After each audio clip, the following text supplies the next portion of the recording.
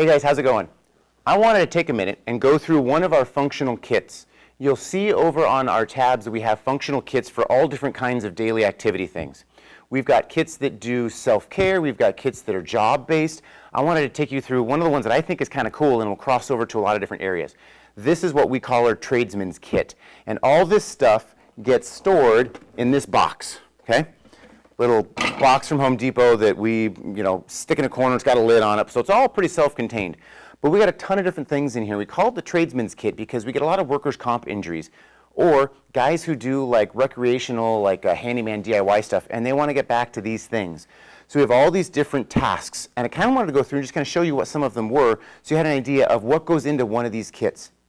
If you know electrical stuff, you know that we have, for example, we have what's called Romex, or we have some wire, and it comes with this yellow outer. Sometimes it's white, depending on the gauge. And it's got these all the three different, sometimes four inside, and you can use wire strippers to work on cutting it if you want to do that. And then once you're inside and you've got a piece, you can work on finding the right gauge, crimp, and strip the wire. Then you can have the patient, if they're an electrician, they already know this, but if not, they work on bending it around into a loop. And then you take that loop with a standard outlet, like $1 at Home Depot, and you can work on the fine motor of trying to get that around the base of that screw, tighten that down with a screwdriver, and they're doing electrical simulation stuff, right? And they can work on just repetitive cutting, just get a junk piece of leftover wire or buy an actual length of it, and just work on cutting and stripping and cutting and stripping. It's a lot of grip strength stuff. We also have wire connectors that come in all different sizes, and that's when you're putting two wires together and then you twist that on. That's how an electrician would make a junction, so they can practice that twisting. That's a fine motor task. That's a fantastic one to do. So some of the electrician's stuff we have. We also have a couple of different versions of cutting. I have a standard wood cutting saw. This I just had at home, but it works one type of grasp versus this is a kind of little cheap handyman's hacksaw. They make them that have a more vertical handle, but this I picked because I like that other grasp pattern. And if I'm going to work on cutting metal pipe, I've got some angle iron, some different steel. I can use a quick clamp, again, stuff I had at home. I can use a quick clamp and hold that down to the table with a pistol grip way of getting that clamp to set, and they can work on cutting and cutting through things. Grip, strength, force, range of motion, those kinds of things. Most of this stuff is going to be later in a patient's recovery to make sure they can do these things, but even just activating that and then the pull to release it, that can be a functional task. So we have different cutting grips on things. I'm going to set some of this stuff aside so I can pull some of this in front of me. We'll take care of all that later. We have a pair of gloves because so many of our patients will do things with gloves on, and it does affect your sensation. It affects your ability to do grip strength, and so we have this for simulation. We may have patients who aren't comfortable with putting gloves on after someone else, so we'll have them wash hands and then come back and put the gloves on, that kind of thing. So we'll practice with gloves sometimes. I have a variety. I didn't pull it all on the table, but I have a bolt and nuts of all different sizes. And sometimes I'll have them just work on taking it off and putting them on. Super simple. Then I've got a patient right now who says, I'm a mechanic. I got to work into weird turned places that I can't get to. So I take all of the nuts and bolts of all the different gauges, put them inside my mirror box, which is open on both ends. And he's doing this without being able to see it, using that stereognosis, tactile awareness. So he's doing this in different positions. I've even taken my hard wooden bolt board and mounted it to the back or upside down on that thing with like a strap. So he's doing these in all different positions, but that kind of tradesman stuff. We have this one, and we put labels on it so we remember later on. We've pre-drilled holes at the right gauge, and you can look up online with whatever screw size you buy and match what gauge pre-drill it would be. And basically a patient's going to put that into the pre-drilled hole and work on tightening it down with a screwdriver. If it's unstable, you can use the clamp to hold it down, but they can go through the line. I've got like 12 or 14 holes, and they're going to work on that rotation. I can clamp it vertically to the wall, and so they're working in that vertical position, just working on that rotation. All different kinds of dynamic grasps. Sometimes it's just about finding a new and different way to challenge that grasp pattern that's work hardening, that's kind of getting them ready for that work task. Okay? Then we've got one that we refer to as the wrench task. So I take lag bolts, and that is a hex head that has threaded post on it. And I'll put that, again, pre-drilled holes, and you can match, well, what size bolt did I buy? What's the pre-drill size? Do a Google search, and you can find that pretty easily. And then match the head of the bolt with whatever wrench you would have that would be the right size, and it fits in there. And I put it in, and they've got to start it with their fingers until they get to too much resistance, and then they're just going to work on turning, okay? And they're going to work on turning. And you can say, hey, however you want to do it, as long as you get the job done, or, hey, I'm in tight spots, so you're only allowed to work in this range. And as that bolt gets further into that pre-drilled hole, it gets tighter and tighter and tighter, okay? There's ways to modify that. Maybe they take it out with their fingers, kind of constantly finding ways to challenge and change it. But now they're using a tool with some resistance, okay? Then, put that one away. We've got this one that is hammer. Well, this one doesn't have pre-drilled holes because instead they're using what you'd call common nails. If you go to Ace or Lowe's or wherever and find a common nail, that's the one that's going to have a normal-sized head on it. Not a finished nail, not a framing nail. Relatively small in size, about 1 inch long is fine, and a good-sized head on it for hitting.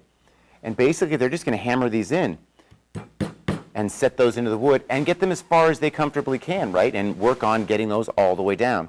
A trick here is if the patient has a hand injury and they're super worried about hitting their fingers, you can do this with a pair of pliers.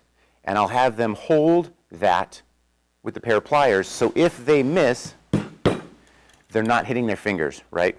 Didn't get in far enough. But you get the idea, right? I don't want to knock things off the table. We're doing that so they can do that without hurting their fingers. And just sink it in the board. I've got an extra cutoff board from the section at Home Depot, whatever, and they can work through that. I keep a little piece of scrap wood that I can put to the table so they can cut through that with the wood saw, those kinds of things. We have a couple more things in our kit. Lots of stuff, lots of variety. This is a plumbing thing, but it's really useful for a lot of other tasks. This is made for cutting copper pipe, okay? It's a little circle, and it's like $3 at a hardware store.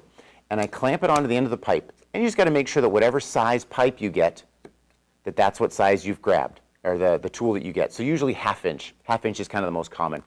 And I'm going to work on turning. And as I turn that, it scores that copper pipe. And I can do it with a top grasp. I can do it in any different direction. Eventually, it cuts through and that piece comes off. And it makes a nice non-burred edge so it's not sharp when your patients come the next time through. And they can just keep cutting off little bitty pieces and work on that turning. Or it's also prepped for return to work if they're a plumber do plumbing tasks. So that's a really cool one. And again, a little piece of copper, scrap piece at Lowe's or Home Depot, or find a local plumber and ask just for little cut-off pieces, and they'll probably just give them to you because they're just throwing them away or for recycle. And then one of these is super handy too. I have a whole other box, just like that one, big giant kit, full of PVC pipes and elbows and T's and the junctions that are like a plus sign, and they work on putting these together and building something. And honestly, I just give them the bucket and say, I'm going to give you 8 minutes and I want you to build something fun. And I'll say, I'll build a giraffe or make a star. And people get creative when they have fun. The harder they put it on, the harder it is to take it off. So the stronger they are, they get good resistance coming off. And it can be pretty tough. We had one patient who got on so hard we had to use Dysum and another piece of pipe to kind of wrench it off of there. But this is just another fun way to work on grip strength. But also, plumbers are putting a goop on here and dry fitting and then gluing these on all day long. So that's another really good functional task. It's also a fun pediatric one. If you've got a kid who's working on grip strength or bilateral hand use, this is just kind of a fun. We've got a whole box full of cut-off pieces and elbows. A 10-foot piece is like $3, and this is it's a 3/4 inch Schedule 40. That just means it's a thicker wall. The Schedule 20 is thinner and bends and flexes too much. So, but that's a couple bucks. The fittings start to get a little bit more expensive when you start adding all of them up. We have a big giant bag of them. Just it's more fun that way. The last thing I have in my kit is as much a little cognitive test, but it's kind of a fun one. This is off of Amazon, this little $5 knot tying guide. And it has a bunch of cards on it that are all wipeable and cleanable because they're a plastic. And they're two-sided and they have two different types of knots on each side with directions and uses for each knot. So I'll take and give them rope that's sprayable and wipeable, and I'll give them a post up here, and I'll have them work on tying a knot, right? And it's as much about fine motor accuracy, sensation to know what they're feeling and if they're feeling it right, being able to do it with motor coordination and know that they're getting that knot accurate based on the knot on the card, and then just practice of non-loaded but dexterity work. So practicing different versions of knots. All of this stuff, I brought in a couple of things I already had at home. This was a saw that's kind of dull and I don't really need it, and some of the pliers and some scrap wood.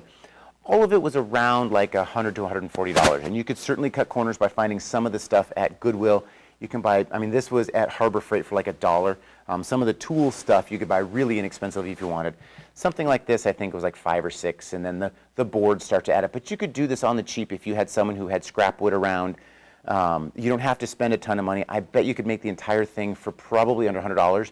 I had a student putting it together, and I told her I'd reimburse her, so she kind of went and spent maybe a little bit more than we otherwise would have, but that's totally fine. We got the kit. It works really well. So if you get a chance, check out some of our other functional kits. We've got pediatric dressing, we've got ADLs, we've got adult dressing, we've got cooking kits, all these different things, container opening.